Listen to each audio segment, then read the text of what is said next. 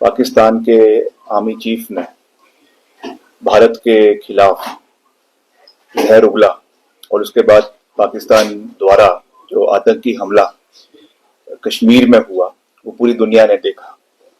और उसके बाद कुछ ही दिन बाद अमेरिका के राष्ट्रपति आसिफ मुनीर को लंच पर व्हाइट हाउस में निमंत्रण दे रहे हैं। पहली बार इतिहास में ये हो रहा है कि एक आर्मी चीफ को अमेरिका के राष्ट्रपति जो है लंच पर बुला रहे हैं। पहले भी मिले हैं, चाहे वो जो है जिया उल हक हो या परवेज मुशर्रफ हो या जो और राष्ट्रपति रहे, मगर वो राष्ट्रपति की कैपेसिटी में मिले हैं, वो आर्मी चीफ की कैपेसिटी में नहीं मिले हैं।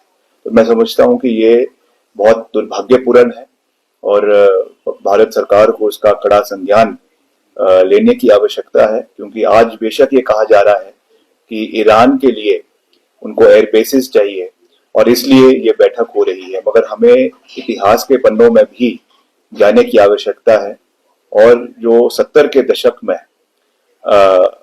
जिहाद अफगानिस्तान के अंदर चला था और उसमें जिस तरीके से जो जिहादी वहां पर तैयार किए गए अमेरिका और पाकिस्तान के द्वारा, और उसके बाद जब अफगानिस्तान में तख्ता पलट हुआ उसके बाद वही जिहादी कश्मीर में आके उन्होंने आतंकवाद शुरू किया। These are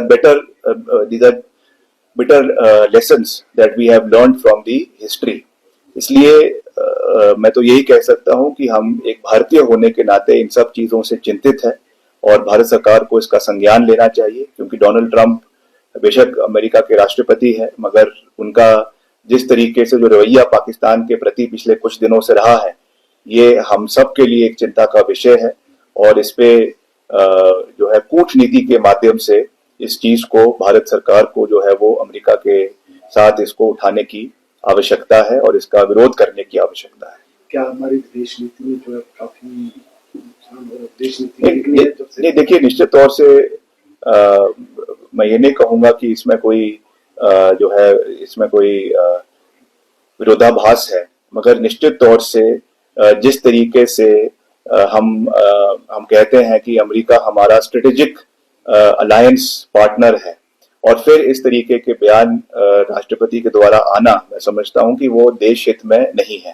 हालांकि ये जो कार्य है ये केंद्र सरकार के कार्य अधिकार क्षेत्र में आता है, मगर एक कंसर्न्ड जो है सिटीजन होने के नाते ये हमारा दायित्व बनता है कि हम इन विषयों के ऊपर चर्चा करें, इनके ऊपर बात करें और जो है इसका संज्ञान लेने के लिए केंद्र सरकार से निवेदन करें।